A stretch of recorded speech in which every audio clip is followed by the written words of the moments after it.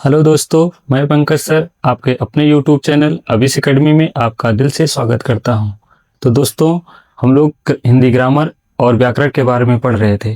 तो हमने कुछ चीज़ें बताई थी व्याकरण के अंश में कि व्याकरण के अंश में कौन कौन से भाग होते हैं, उसकी सूची बनाई थी हमने व्याकरण के बारे में। तो दोस्तों, हमने व्याकरण के बारे में सूची बनाई थी। जो हमारे थे वर्ण विचार थे, शब्द विचार थे, शब्द निर्माण था, और संज्ञा थी, सर्वनाम था, कारक था, विशेषण था। तो हम लोग उसके बारे में बहुत सारी पार्ट बनाए थे। तो दोस्तों, तो हम लोग देखते हैं कि व्याकरण में कौन सी संधि होती है। तो व्याकरण में आगे चल के हम संधि में बताएंगे कि क्या कैसे होता है, लेकिन यहाँ थोड़ा सा संक्षिप्त में समझ लीजिए कि व्याकरण में क्या क्या कैसे होता है। कि व्याकरण में यण संधि होती है। यण संधि के अंतर्गत हम लोग वी जमा आकरण, तो मिलके दोनों दोनों विच्छेद करेंगे तो बी जमा आकरण, आकरण दोनों मिलकर बनेंगे क्या, हमारा व्याकरण। तो दोस्तों, व्याकरण, इसके बाद व्याकरण में दो उपसर्ग होते हैं, बी प्लस आ, बी जमा आ। तो ये व्याकरण में होते हैं। तो व्याकरण में हमारे मूल शब्द करण होता है। करण माने साधन होता है। साधन में से किसी कार्य को किया जाए वो साधन होता है। तो हम लोग इसके बाद हम लोग पढ़ेंगे वर्ण विचार। हमारा पहला टॉपिक था वर्ण विचार। वर्ण विचार के अंतर्गत हिंदी वर्णमाला हम लोग पढ़ेंगे। और हिंदी वर्णमाला में हम लोग सबसे पहले पढ़ते हैं कि ध्वनि किसे कहते हैं, वर्णों का निर्माण कैसे होता है, ध्वनि किसे कहते हैं, तो इस बारे में हम लोग पढ़ेंगे। तो ध्वनि की परिभाषा हमने बताई है।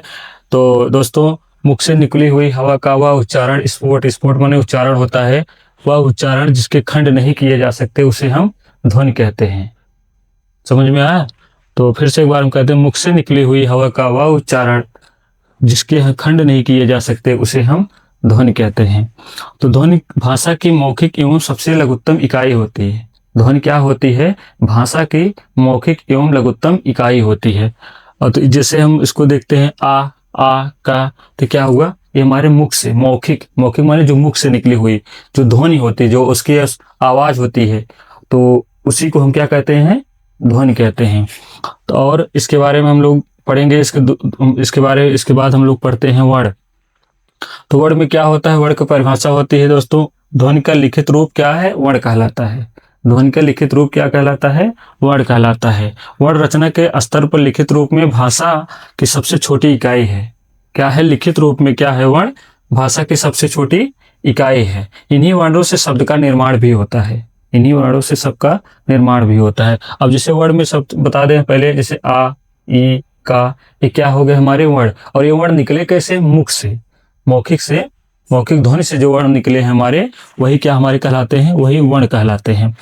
तो दोस्तों, इसके बाद हम लोग क्या कहते हैं, जैसे कि अगर वर्ण में, अगर वर्ण से जो शब्द निर्माण होता है तो हम लोग इससे शब्द का निर्माण भी करते हैं। जैसे यहाँ अगर आ है तो जैसे आ को हम लोग ऐसे अमल कर देते हैं, तो ये क्या हो गया, हमारा शब्द बन गया। और अगर जैसे ई है, ई को अगर हम ऐसे इमली कर दें, इमली कर दें, तो ये क्या हो गया, हमारा एक शब्द हो गया। का से अगर कर दें, इसे का से हम लोग कमल कर दें, कमल, क्या हो गया हमारा, ये शब्द हो गया। तो इससे शब्द का निर्माण भी होता है। तो इसके बाद दोस्तों हम लोग पढ़ेंगे अक्षर। अक्षर किसे कहते हैं? अक्षर की परिभाषा क्या है? वह ध्वनि या ध्वनि का समूह उच्चारण, वह ध्वनि या ध्वनि समूह का उच्चारण जिसका उच्चारण सांस के एक झटके में होता है, तो उसे क्या कहते हैं? अक्षर कहते हैं। वह ध्वनि या ध्वनि समूह जिसका उच्चारण श्वास के एक झटके में हो जाता है उसे हम क्या कहते हैं? अक्षर कहते हैं। तो अक्षर हम लोग जैसे एक झटके, मतलब नी, नाम, हाँ, ही, ये क्या हो गए हमारे? श्वास के एक झटके से आ रहा है ये सब, इसे हम क्या कहते हैं? अक्षर कहते हैं। तो दोस्तों, इसके बाद अक्षर, अक्षर का शाब्दिक अर्थ होता है जिसका क्षरण ना हो।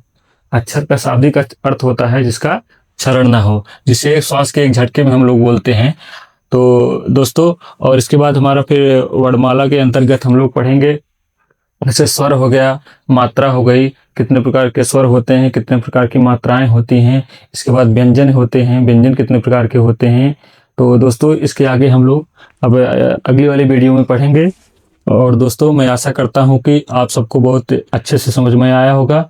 और जो भी जानकारी और भी सेशन में, और जो भी जानकारी प्राप्त करना हो तो हमारे कमेंट सेशन में ज़रूर कमेंट करिएगा। और हमारे चैनल को लाइक और सब्सक्राइब जरूर करिएगा। बहुत बहुत धन्यवाद। नमस्कार।